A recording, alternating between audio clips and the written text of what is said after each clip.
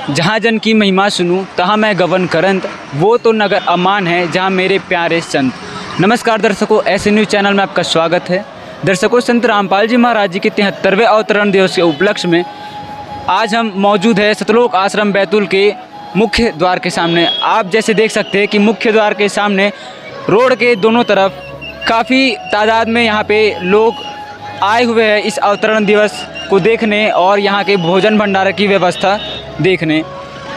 बात करें भीड़ की तो हजारों लाखों की तादाद में यहाँ पे लोग एकत्रित हुए हैं और मेन रोड के दोनों ओर ट्रैफिक व्यवस्था आप देख सकते हैं कि कितनी भारी मात्रा में, भारी तादाद में यहाँ पे गाड़ियों की भी लाइन लगी हुई है। तमाम लोग यहाँ पे मौजूद है जो यहाँ पे आए हुए थे और बारी बारी से आ रहे हैं और अपने गंतव्य स्थान की ओर जा रहे हैं। क्या नाम है आपका? नमस्कार, मेरा नाम पंकज दास है। कहाँ से हो आप? मैं छत्तीसगढ़ से हूँ। सर, छत्तीसगढ़ से आप इतनी दूर आए हो, जो भंडारे की व्यवस्था है उसके बारे में हमारे दर्शकों को बताएं। जी, हमारे सदगुरु संत रामपाल जी महाराज जी का 73वां अवतरण दिवस मनाया जा रहा है, जिसके उपलक्ष्य में पूरे विश्व को भंडारे के लिए हमारे सदगुरुदेव जी ने आमंत्रण दिया हुआ है। इसी संदर्भ में बैतूल सतलोक आश्रम बैतूल में, जो मध्य प्रदेश में है, उसमें लगभग 13 राज्यों की संगत आ रही है, जिसके भंडारे की पूर्ण जिम्मेदारी छत्तीसगढ़ एवं मध्य प्रदेश के हलवाई और भंडारी सेवादारों की टीम को मिली हुई है। यहाँ दिन रात 24 घंटे लगातार शिफ्ट में सेवाएं चल रही है, जिसमें लड्डू राम बनाने की सेवा, चावल सब्जी पूड़ी बनाने की सेवा निरंतर हमारे भाई बहन कर रहे हैं। सर, इस सेवा में कितने लोग यहाँ पे उपस्थित हैं? सेवा में हजारों के तादाद में सेवादार उपस्थित हैं। एक शिफ्ट में लगभग 1000 सेवादारों की संगत यहाँ सेवा के लिए उपस्थित होती है भंडार गृह में।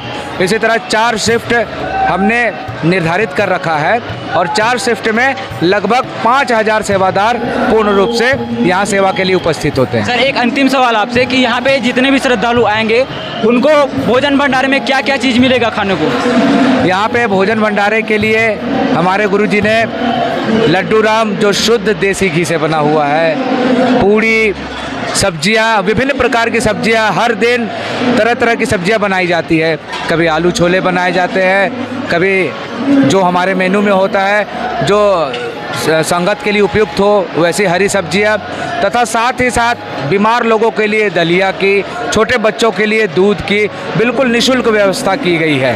धन्यवाद। धन्यवाद। तो दर्शकों, जैसा कि आपने देखा कि यहाँ पे आने वाले प्रत्येक सेवादारों के लिए, छोटे से लेकर बड़े, बच्चे से लेकर बुजुर्ग तक, सारे सेवादारों के लिए यहाँ पे हर एक प्रकार की व्यवस्था की जाती है। दर्शकों, संत रामपाल जी महाराज जी के 73वें अवतरण दिवस का धूमधाम से यहाँ पे आयोजन किया जा रहा है और सतलोक आश्रम बैतूल में आप देख सकते हैं कि यहाँ पे लड्डुओं का विशाल संग्रह किया गया था। यहाँ पे 4 बेंचें सजाई गई थी, 4 तख्त के ऊपर यहाँ पे लड्डू प्रसाद को रखा गया था, जिसमें से आप देख पा रहे हैं कि 2 तख्त खाली हो चुके हैं, जिनको श्रद्धालुओं को लड्डू राम का वितरण किया जा चुका है। वहीं 2 तख्त पे अभी भी लड्डुओं का ढेर बना हुआ है, जमा हुआ है और ये सारी लड्डुओं को भी यहाँ पे आने वाले सर्व संगत को, जितने भी लोग यहाँ पे आएंगे, उनको ये लड्डू प्रसाद वितरित किया जाएगा।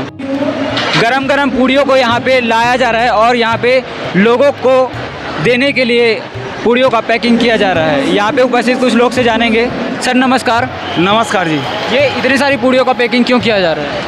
ये जो पैकिंग है संत रामपाल जी महाराज जी के 73वें अवतरण दिवस के उपलक्ष्य में 3 दिवसीय समागम में जितने भी श्रद्धालु आ रहे हैं, जो वापस अपने गंतव्य स्थान को जाएंगे, उन लोगों को रास्ते में भंडारे के लिए पैकिंग किए जा रहे हैं जी। दर्शकों, अभी हम खड़े हैं संत रामपाल जी महाराज जी के सतलोक आश्रम बैतूल के दरबार साहब में और यहाँ पे आप जैसे इधर देख सकते हैं तत्वदर्शी संत रामपाल जी महाराज जी के 73वें अवतरण दिवस के उपलक्ष्य में संत गरीबदास जी महाराज जी के अखंड वाणी का पाठ आप सामने देख सकते हैं। एक बड़ी सी किताब रखी गई है जिसको अमर ग्रंथ साहिब बोला जाता है और इसी पुस्तक के जो वाणी है संत गरीबदास जी महाराज जी की, उनकी अखंड वाणी का पाठ 3 दिनों तक चलता है। अभी हमारे साथ यहाँ के कुछ सेवादार भी है, हम इनसे भी चर्चा करेंगे और इस बात की जानकारी लेंगे कि आखिर ये है क्या चीज़। सर नमस्कार, क्या नाम है आपका?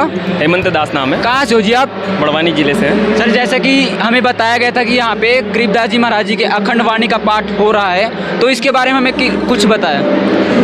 आप जैसा कि यहाँ देख पा रहे हैं, संत रामपाल जी महाराज जी के सानिध्य में संत गरीबदास जी महाराज जी की वाणी का अखंड पाठ चलता है 3 दिन तक, जो कि परमात्मा की वाणी है, कबीर साहिब जी के द्वारा दी हुई है, संत गरीबदास जी महाराज के द्वारा।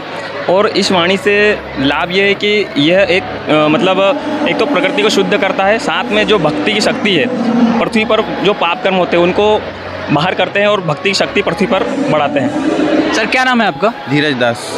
सर जैसा कि ये जो अमर ग्रंथ जैसा कि आपने कहा इसकी वाणी का पाठ हो रहा है, तो कितने दिनों में और कौन कौन लोग इसके पाठी के हकदार बन सकते हैं? वैसे तो सभी बन सकते हैं पाठी के हकदार, सभी भक्तात्माओं को परमात्मा जी ने दिया हुआ है करने के लिए आदेश, और ये 3 दिन के लिए होता है जी, 3 दिन में समापन हो जाएगा। नमस्कार बहन जी, क्या नाम है आपका? साहब जी मंजीता दासी। कहाँ से हो आप? जी हम सिवनी जिले से। एक बात बताइए, यहाँ पे कह रहे थे कि अमर ग्रंथ साहब की वाणी का पाठ हो रहा है, ये अमर ग्रंथ साहब की वाणी क्या है?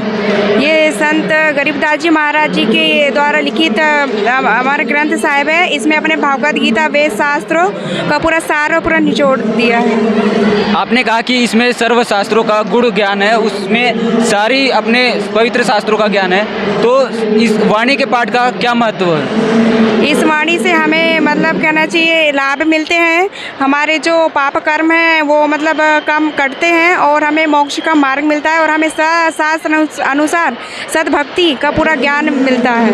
क्या नाम है आपका?